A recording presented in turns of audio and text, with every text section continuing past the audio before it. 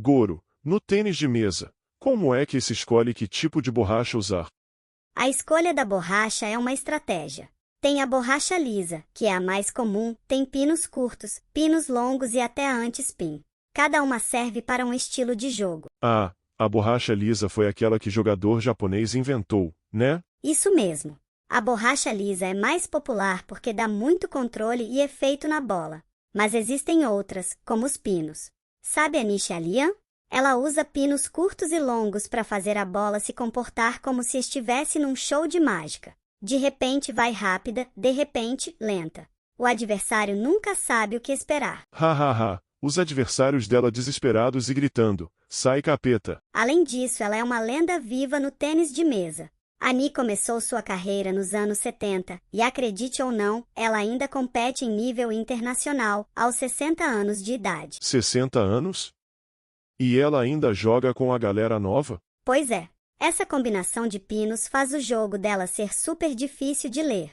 Mesmo com a idade, ela consegue competir de igual para igual com jogadoras bem mais jovens. Isso mostra como a experiência e a técnica dela são incríveis, mas também como os pinos ajudam a confundir os adversários. Uau, que doideira! Os pinos curtos são usados para bater mais rápido na bola, com menos efeito, ótimo para contra-ataques rápidos. Já os pinos longos fazem a bola girar de um jeito que confunde o adversário. E quando a bola chega com muito efeito, os pinos longos conseguem devolver com pouco efeito, o que quebra o ritmo do adversário. Tipo um Jedi desviando o ataque do adversário com um sabre de luz? Exatamente. Um ótimo exemplo é a Manika Batra. Ela usa pinos longos no backhand e uma borracha lisa no forehand. Isso permite que ela neutralize os ataques com os pinos e, quando tem chance, mande um ataque poderoso com o forehand. Além disso, ela faz o twiddle, que é a rotação da raquete, invertendo os lados e confundindo ainda mais o oponente. Com esse estilo, ela ganhou a medalha de ouro nos Jogos da Commonwealth em 2018. Nossa! E essa tal de anti-spin? Parecida com o pino longo, a anti-spin não cria efeito próprio, então ela devolve o efeito do adversário com o giro inverso. Isso faz a bola ser imprevisível.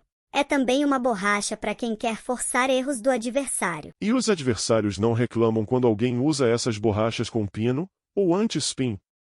Parece meio injusto. Ah, essa é uma discussão bem interessante. A borracha com pino é polêmica porque realmente pode confundir os adversários, mudando o efeito da bola de maneira inesperada. Mas, quando as borrachas invertidas ou lisas surgiram, elas também viraram o tênis de mesa de cabeça para baixo.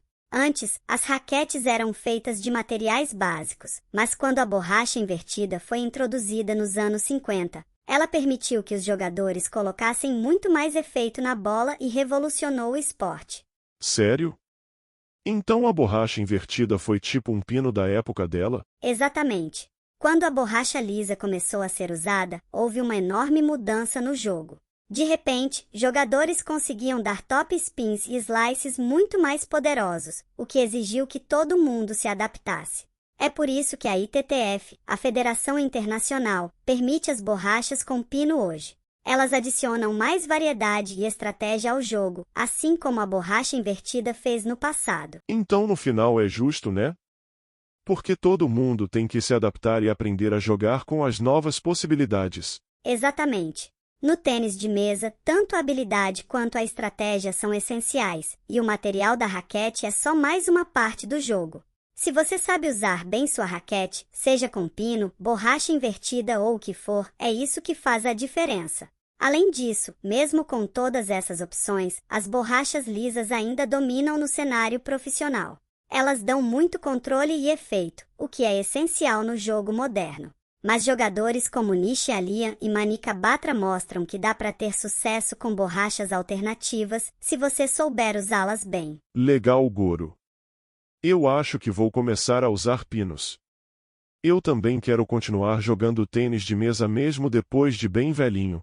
Hahaha. Faça isso, Liu.